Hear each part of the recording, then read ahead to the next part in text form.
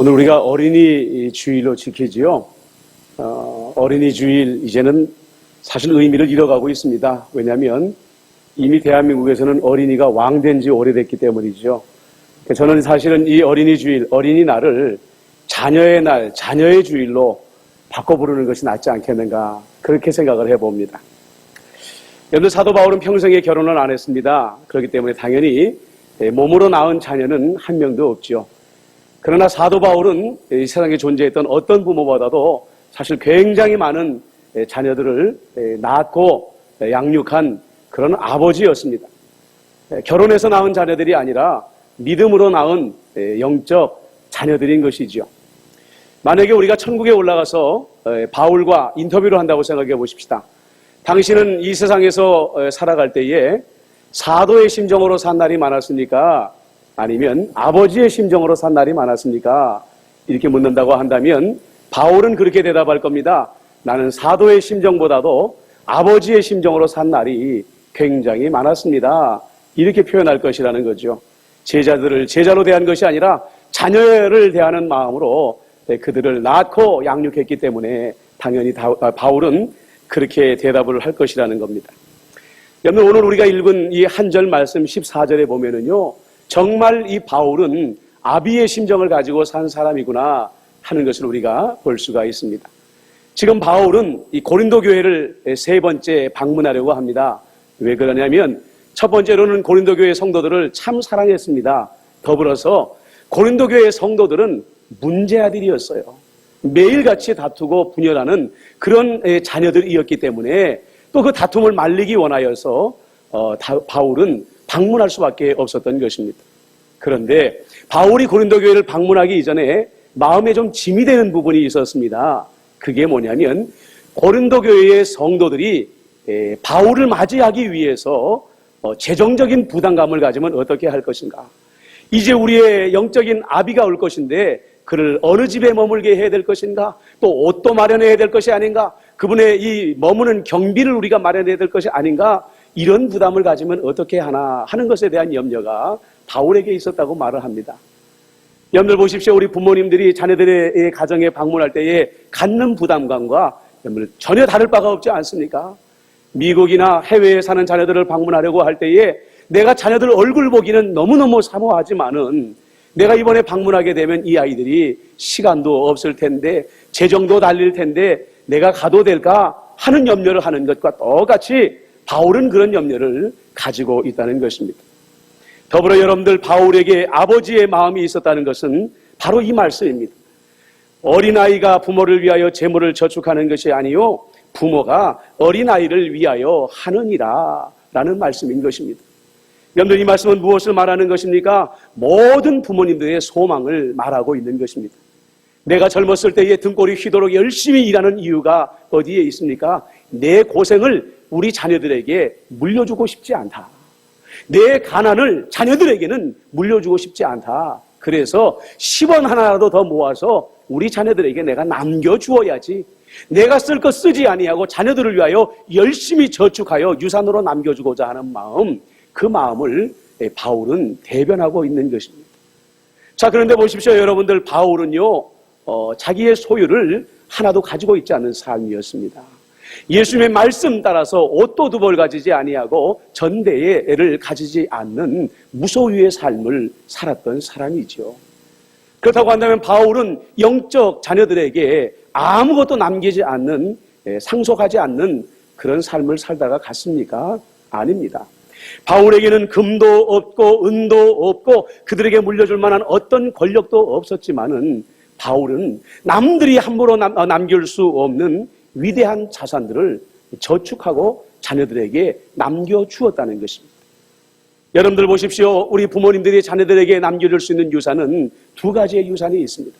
하나는 뭐냐면요, 눈에 보여지는 유산입니다. 재물이며 권력과 같은 유산인 것이죠. 그러나 여러분들, 눈에 보이지 않는 또 다른 유산이 있습니다. 그것을 우리는 영적 유산이다 이렇게 말하는 것이죠. 우리 부모님들이 자녀들에게 남겨줘야 될 것은 여러분들 다 이 두 가지를 다 자녀들에게 남겨주어야 되는 것인데 바울은 재물의 유산은 남겨주지 못하였을지라도 영적 유산을 자녀들에게 넘치도록 남겨주므로 말미암아서 그가 믿음으로 낳고 믿음으로 양육한 자녀들은 세상에 남부럽지 않게 누구 앞에 꿀리지 않는 그런 담대한 삶을 살 수가 있었다는 것입니다. 저는 오늘 바울이 이 자녀들에게 남겨준 이 영적 유산에 대해서 여러분들과 좀 은혜의 말씀을 나눠보려고 합니다. 먼저 여러분들 바울이 이 남긴 영적 유산의 첫 번째는 믿음의 유산인 것입니다. 로마서 8장 35절로 37절에 보면 누가 우리를 그리스도의 사랑에서 끊으리요 환난이나 곤고나 박해나 기근이나 적신이나 위험이나 칼이랴 라는 말씀이 있습니다. 또한 말합니다. 기록된 바 우리가 종일 주를 위하여 죽임을 당하게 되며 또 도살당한 양같이 여김을 받았나이다 함과 같으니라. 그러나 이 모든 일에 우리를 사랑하시는 이로 말미암아 우리가 넉넉히 이기느니라 이렇게 말씀하고 있습니다. 이 말씀을 한마디로 줄여보면 이렇습니다. 나는 매일같이 참으로 고난과 두려운 핍박 속에 던져졌지만 한 번도 패배를 생각해 본 적이 없다. 왜냐? 나를 도우시는 우리 예수님께서 반드시 내게 이김을 주실 것이기 때문에 그 이김을 가지고 그 이김을 향한 믿음을 가지고 나는 매일같이 승리하고 있다. 이런 말을 남기고 있는 것입니다. 지난주 금요일날 성경 공부 때에 묵상한 말씀이 있습니다. 여러분들 이스라엘 백성들이 홍해바다를 건넌 사건을 여러분들은 다 알고 계실 것입니다. 우리는 이 말씀을 굉장히 단순하게 생각합니다. 홍해바다가 갈라지자마자 모든 이스라엘 백성들이 그 바다를 향하여 우르르 하고 달려들었겠거니 그리고 쉽게 그 바다를 건넜겠거니 그렇게 생각을 한다는 거죠. 그런데 생각을 해보십시다. 여러분들 하나님께서 홍해바다를 가르셨을 때에 양쪽으로 왼쪽으로 오른쪽으로 갈라진 그 바다는요 장벽과 같은 파도를 이루고 있었다는 것입니다. 여러분들 보십시오. 바다가 마른 땅이 된 것은 신기한 일이지만 사람들은 얼마나 염려하고 두려움에 연약한 존재입니까? 양쪽으로 갈라진 저 파도가 장벽과 같은 파도가 내가 바다에 발을 딛자마자 쏟아져 내리기 시작하면 어떻게 될 것인가 하는 두려움이 이스라엘 백성들에게 있었을 것이라는 거죠. 그래서 누구도 먼저 나서서 그 바닷속 내에 난 길로 뛰어들려고 하지를 않았다는 것입니다. 그렇다고 한다면 누가 용기 있게 믿음을 가지고 그 바닷속 길을 향하여 발걸음을 옮겼겠습니까? 모세였다는 것입니다. 모세는 하나님을 신뢰했습니다. 바다를 가르신 분도 하나님이시고 저 장벽과 같은 파도를 굳건히 붙잡고 계심으로 말미암아 내가 이 바다를 가로질러 갈 때까지 나를 지켜주실 분도 하나님이라는 걸 믿었다는 거죠. 모세가 한 발자국, 그것이 10발자국, 또 그것이 100발자국을 이루게 되었을 때에 이스라엘 백성들은 그 발자국을 따라 한 사람, 두 사람, 10사람, 100사람, 1000사람, 10,000사람이 따라가기 시작했다는 것입니다. 여러분들 보십시오. 믿음을 유산으로 남긴다는 것은 다른 것이 아니라 바로 이것인 것입니다. 우리 앞에 장애가 부딪혔을 때에, 우리 앞에 불가능한 일이 부딪혔을 때에, 우리가 고난 앞에 넘어지고 도전하던 일에 실패하였을 때에 멈추고 뒤돌아 도망가는 것이 아니라 우리에게 넉넉히 이김을 주실 주님을 믿고 그분을 향하여 한 발자국 한 발자국 옮겨가는 것이야말로 우리 자녀들에게 믿음의 유산을 남겨주는 일이라는 것이죠. 여러분들 보십시오. 예수님께서 뭐라고 말씀하셨습니까? 너희가 표적을 보지 아니하면 도무지 믿지 못할 것이다. 이런 말씀을 남겼어요. 예수님께서 온갖 아름다운 하나님 나라의 말씀을 전하였지만 예수님은 분명히 알고 계셨습니다. 말로만 내가 너희들을 설득할 수 없다. 이 말이 진실이라는 것을 내가 표적으로 남겨놓으면 그것이 기적으로 나타나면 너희들은 믿게 될 것이다. 이런 말씀을 하는 거죠. 여러분들 우리는 자녀들에게 믿음을 말로만 상속시키려고 하면 안 됩니다. 주일 성수하자, 예수님을 믿자, 예수님을 끝까지 믿자, 말로 하는 것은 시작에 불과한 것입니다. 그것으로 자녀들에게 믿음은 상속되는 것이 아닙니다. 부모님들이 환난을 만났습니다. 부모님들이 실패하였습니다. 부모님들이 역경 앞에서 건강이 무너지고 재물을 잃어버리고 권력을 잃어버렸습니다. 그때 우리는 선택해야 되는 거죠. 역경 앞에 무릎을 꿇을 것인가 아니면 예수 앞에 무릎을 꿇을 것인가 우리는 선택해야 된다는 거예요. 역경 앞에 무릎을 꿇은 채로 자녀들에게 아무리 예수님을 바라보라고 해도 자녀들은 예수님을 바라볼 수가 없는 것입니다. 역경 앞에 도리어 부모님들이 담대하게 은혜의 보좌 앞에 나가서 무릎을 꿇는 모습을 보여주게 될 때에 자녀들은 영적인 도전을 받게 되는 것입니다.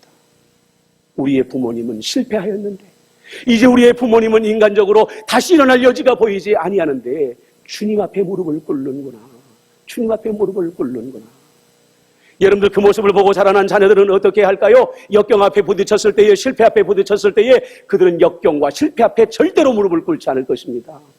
십자가 앞에 무릎을 꿇게 될 줄로 믿습니다. 더불어 보십시오. 여러분들이 그 역경 앞에 무릎을 꿇지 아니하고 십자가 붙들고 무릎 꿇게 되면은요, 주님은 반드시 여러분들로 하여금 넉넉히 이기게 하여 줄 줄로 믿습니다. 그 열매를 보게 하여 줄 줄로 믿습니다. 자녀들이 그 열매를 보았다고 생각해 보십시오. 그 넉넉히 이김을 주시는 주님의 기적을 보았다고 생각을 해 보십시오. 보는 순간 여러분들의 믿음은 자녀들에게 상속되어지는 것입니다. 사랑하는 성도 여러분, 아비된 심정으로, 어미된 심정으로 역경 앞에 통곡할지는 몰라도 역경 앞에 무릎을 꿇지는 마십시오. 십자가 앞에 무릎을 꿇게 되면 주님은 반드시 여러분들에게 승리를 주실 줄로 믿습니다. 더불어 여러분들, 우리는 자녀들에게 소망을 유산으로 상속해 주어야 됩니다. 로마서 12장 12절에 보면 소망 중에 즐거워하며 환난 중에 참으며 기도에 항상 힘쓰라라는 말씀이 나옵니다. 긍정한다, 긍정적인 사람이다, 유행어처럼 퍼지는 말입니다. 저는요, 세상에서 가장 긍정적인 삶을 산 사람이 누구냐라고 저에게 한 사람만 말하라고 한다면 저는 주저하지 아니하고 사도 바울입니다 라고 대답하겠습니다. 왜입니까? 사도 바울은 이 세상에 존재하는 그 어떤 사람보다도 가장 어두운 삶을 살았던 사람이었습니다. 희망이 보이지 않는 가장 절망적인 삶을 살았던 사람이었던 거죠. 한두 번이 아닙니다. 어떻게 보면 사도 바울의 삶은 고난과 역경과 실패와 어깨동무하며 살던 사람 삶이었다라고 말할 정도로 여러분들 긍정의 요소라고는 도무지 찾아볼 수 없는 그런 삶이었다는 거예요. 그런데 보십시오. 사도 바울은 한숨 짓지 않았습니다. 사도 바울은 탄식하지 않았습니다. 사도 바울은 좌절하지 않았습니다. 사도 바울은 한 번도 포기한 적이 없습니다. 단 한 번도 하나님을 원망한 적이 없었다는 것이죠.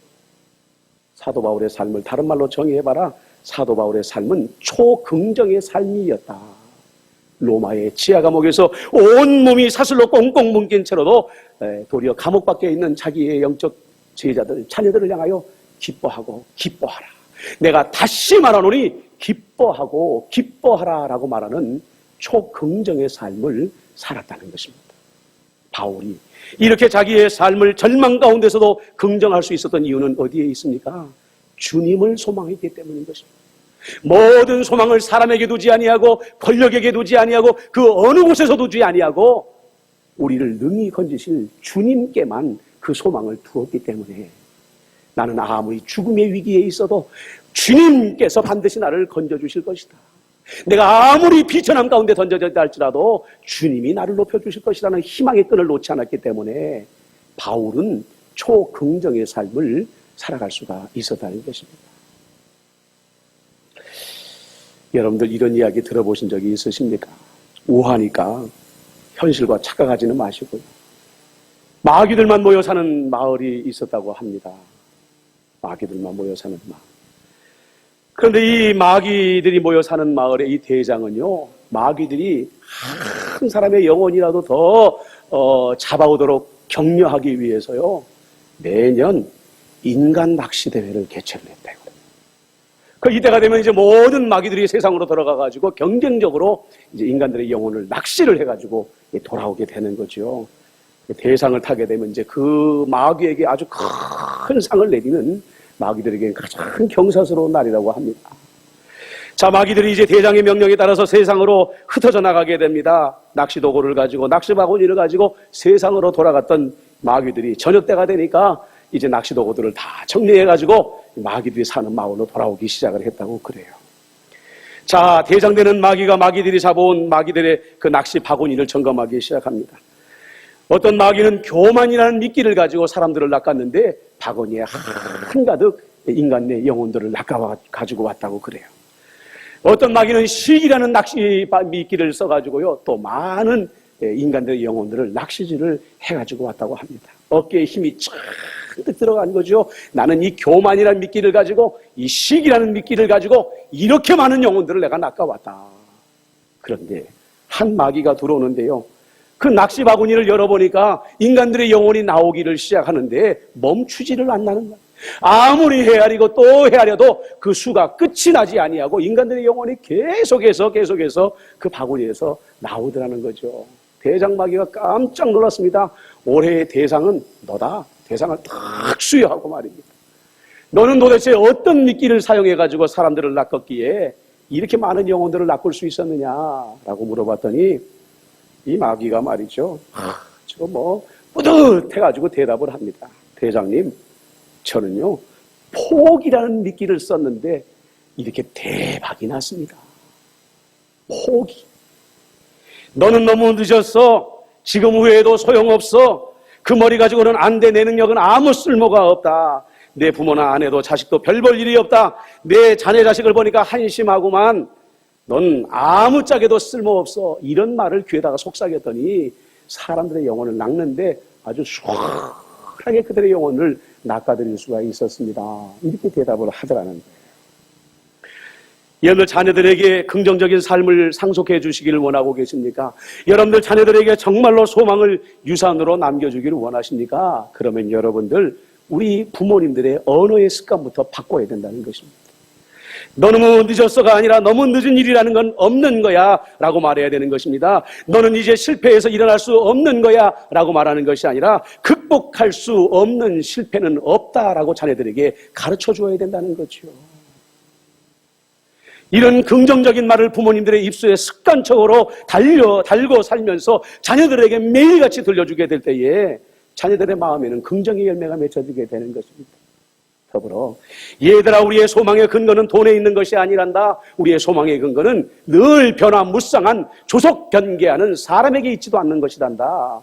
우리의 소망은 영원히 변치 아니하시고 영원히 우리를 사랑하시고 능치 못할 일이 없으시는 예수님께 있단다라는 것을 자녀들에게 들려주어야 된다는 거예요. 그래서 자녀들이 어떤 실패 앞에서도 자기의 삶을 부정하지 아니하고 낙심하지 아니하고 아무리 도전해도 포기하지 않는 적극적인 삶을 살도록 우리 부모님들은 격려할 책임이 있다는 것이죠. 여러분들이 자녀들에게 소망을 남겨주게 되면 그 자녀들은 여러분들의 그 소망을 보석처럼 뭉켜지고 어떤 실패에서도 물러나지 아니하는, 늘 전진하고 승리하는 위대한 군사가 될 줄로 믿습니다. 마지막입니다. 우리는 자녀들에게 사랑을 유산으로 남겨주어야 됩니다. 빌립보서 1장 8절에 보면 내가 예수 그리스도의 심장으로 너희 무리를 얼마나 사모하는지 하나님이 내 증인이시니라 라는 말씀이 있습니다. 여러분들 늘 말씀드리지만은요, 바울은 지독하게 철저한 바리새인이었습니다. 냉정한 사람이었죠. 남을 정죄하고 비판하는 데에 아주 익숙한 사람이었습니다. 남을 칭찬하고 격려하는 것은 익숙하지 않은 그런 삶이었죠. 하물며 이런 바울이 입을 열어서 남을 사랑한다 하거나 그것을 삶으로 사랑을 표현한다는 것은 상상도 할 수 없는 일이었습니다. 그런데요, 예수님을 믿기 이전에 사울이었던 시절에 바울에게 한번 우리가 물어보겠습니다. 당신은 이웃을 사랑하십니까? 그러면 바울은 무엇이라고 대답했을까요? 나는 사랑하지 않습니다. 아니요. 바울은 율법에 능통한 사람이었기 때문에 하나님께서 내 이웃을 사랑하라라는 그 율법의 말씀이 존재한다는 것을 누구보다 잘 알고 있었습니다. 바울은 그렇게 대답할 겁니다. 그럼요, 나는 이웃을 사랑합니다. 바울은 확신했을 것입니다. 그런데 바울은 그 사랑의 표현 방법이 남을 향하여 엄격하게 대하는 것이고 남을 정죄하는 것이고 남을 판단하는 것이고 남을 비난하는 것이야말로 사랑의 표현이다, 이렇게 확신하고 있었다는 거죠. 바울은 의심하지 않았어요. 내가 남을 정죄하는 것은 그 사람을 바로잡아주기 위한 거야. 남을 비판하는 것은, 채찍으로 때리는 것은 그 사람을 바로잡아주기 위한 사랑의 표현일 뿐이야. 바울은 그렇게 확신하고 있었다는 거죠. 그런데요, 그것은 바울의 생각이었을 뿐입니다. 바울의 착각이었을 뿐입니다. 그것은 굉장히 위험한 착각인데요, 바울이 생각하는 그 사랑으로 말미암아 사랑받는 사람의 심장에 칼을 꽂을 수 있는 굉장히 위험한 착각이라는 거죠. 그런데 사진 하나 보실까요? 아마 신문이나 언론을 통해서 보신 분들은 아시겠지만 처음 보신 분들은 깜찍한 외국 어린아이가 엄마나 아빠한테 꾸중 듣고 있는 사진이 아닐까. 손 번쩍 들고 손 들고 서 있어. 그런 사진이 아닙니다. 시리아의 한 난민촌에 있는 4살 박이 후디아라는 어린아이입니다. 한 기자가 이 난민촌에 가가지고 취재를 하는데 이 아이들의 모습이 너무 참담한 거예요. 너무 애처로운 거예요. 그래서 이 모습을 촬영해서 우리가 많은 사람들에게 보내어서 이들을 좀 도울 수 있는 방법을 찾아봐야 되겠다 생각을 하고 이 아이에게 무심코 카메라를 들이댄 겁니다. 그런데요, 이 어린아이는 벌써 수년째 전쟁통에서 살던 그런 아이였습니다. 기자가 들이대는 이 카메라를 총이라고 생각을 한 거죠. 그래서요, 공포와 두려움에 질린 얼굴로 살려주세요 하고 손을 들고 있는 거예요. 어떻습니까, 여러분? 사진기자의 의도는 이 아이에게 정확하게 전달되어지지 않고 있는 것입니다. 사랑의 마음을 가지고 접근하지만 이 아이는 공포와 두려움으로 그 사랑을 받아들이고 있다는 거예요. 기자는 생명을 주길 원하지만 이 아이는 죽음의 공포에 시달리고 있더라는 거예요.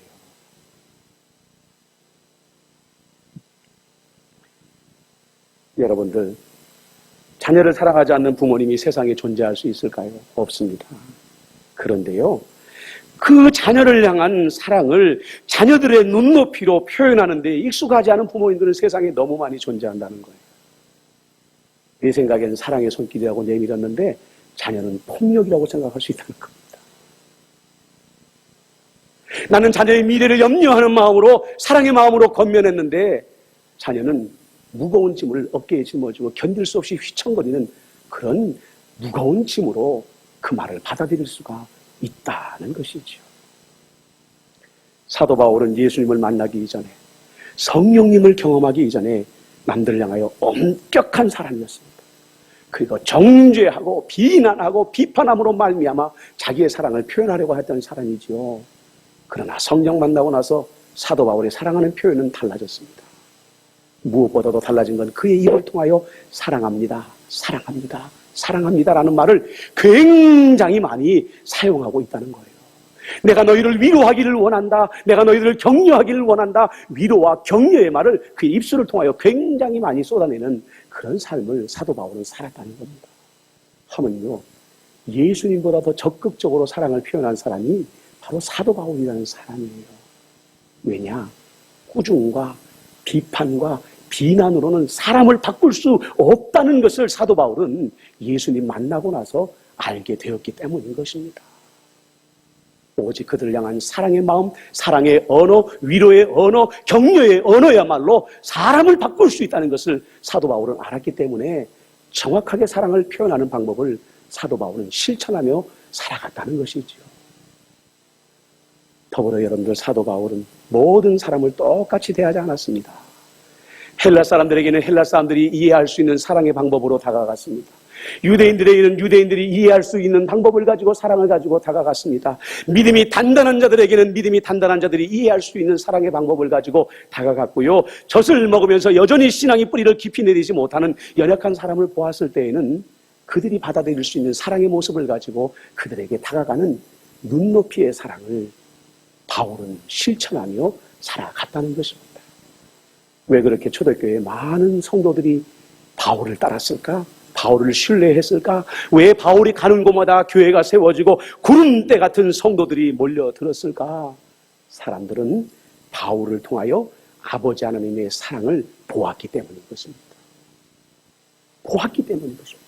그의 말을 통하여, 그의 삶을 통하여 아버지 하나님의 사랑을 보았기 때문에 그 사랑에 목마른 초대교회에 많은 사람들이 주님의 몸된 바 교회로 몰려들어왔다는 것이죠.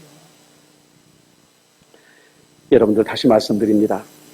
바울은 가정을 꾸리지 않았습니다. 평생 외롭게 독신으로 살면서 하나님의 일을 감당했습니다. 그러나 바울은 이렇게 누구 못지 아니하게 어느 아버지 못지 않는 위대한 아버지의 사랑을 실천했고요. 그 위대한 영적 자산을 영적 자녀들에게 남겨주는 삶을 살아냈던 것입니다. 다시 말씀드립니다.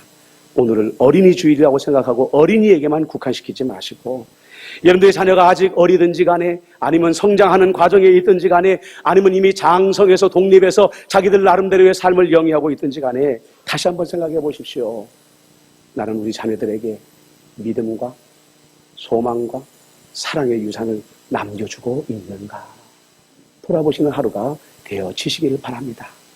그래서 내 마음을 돌이키셔서 더 풍성한 믿음과 소망과 사랑의 유산을 남겨주시는 삶이 되어지시기를 주님의 이름으로 축복합니다. 아멘. 이 시간 우리 잠깐 한번 우리 자녀들을 축복하는 기도를 드렸으면 좋겠습니다. 하나님께서 내게 맡겨주신 귀한 자녀들, 내가 열심히 일하여서 재물의 유산도 남겨주지만 믿음과 소망과 사랑의 유산을 저들에게 남기는 삶을 살게 하여 주옵소서. 우리 자녀들을 축복하며 잠시 한번 기도하겠습니다. 살아계시고 역사하시는 아버지 하나님,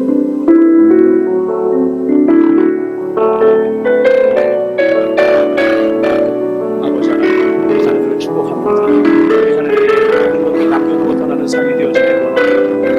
하나님, 저는 재물을 남겨줄 자신이 없습니다. 바울처럼 그들의 영적인 자녀를 향하여 위대한 영적 자산을 남겨준 바울처럼 믿음의 유산, 소망의 유산, 사랑의 유산을 남겨주기를 간절히 소망합니다. 하나님, 저는 부족합니다. 성령님께서 내 영혼에 기름 부어 주시옵소서.